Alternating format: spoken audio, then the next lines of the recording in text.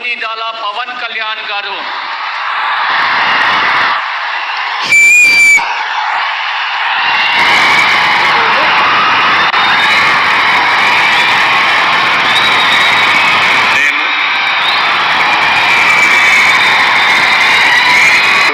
పవన్ కళ్యాణ్ అనే నేను శాసనం ద్వారా నిర్మితమైన భారత రాజ్యాంగం పట్ల నిజమైన విశ్వాసం విధేయత చూపుతానని, భారతదేశ సార్వభౌమాధికారాన్ని సమగ్రతని కాపాడుతానని, ఆంధ్రప్రదేశ్ రాష్ట్ర మంత్రిగా నా కర్తవ్యాలను శ్రద్ధతో అంతఃకరణ శుద్ధితో నిర్వహిస్తానని, భయం గాని